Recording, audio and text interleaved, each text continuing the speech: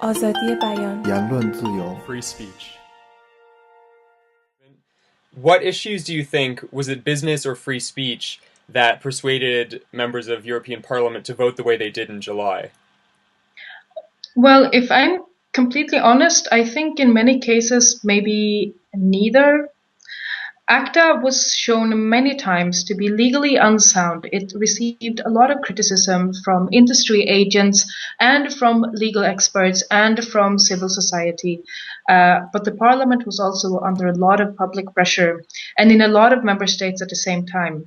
So the kind of beautiful thing about the ACTA debate, I think, was that the protest didn't just come like kind of locally. It really showed kind of that online interaction is something that we do across borders and everyone does. And that meant whenever a parliamentarian was receiving a citizen protest from somewhere in their member state and they go to one of their colleagues are like, yeah, my constituency is also worried about this very same issue. Normally in the European Parliament, you have a buffer effect. Like if the German voters are angry with something, all of the other voters will not be worried about something. So the parliamentarian will go to their colleagues to tell them, oh, but we're not so concerned about that, and it will feel more okay.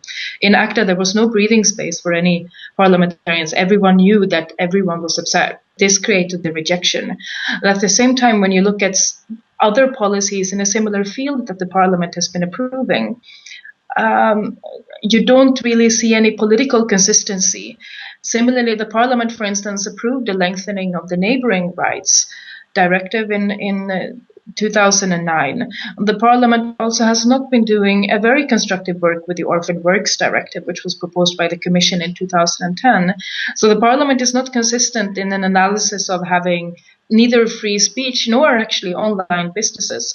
Also, if you look at the main criticism now that is being directed at intellectual property law inside of the European Union, it's actually with the Intellectual Property Rights Enforcement Directive. And while I agree that there are many counterintuitive parts of that directive which are very, very harmful to the way users can and want to interact, at the same time, from the business perspective, I could imagine that, for instance, the fragmented exceptions and limitations regime, or the fact that the legal systems in all the 27 member states are very, very different when it comes to especially copyright application in this space, would be a bigger problem, and that therefore it should be a very high priority to, for instance, evaluate the Information Society Directive from 2001, which I so far have seen no evaluation of from the Commission, and nobody is calling for an evaluation either.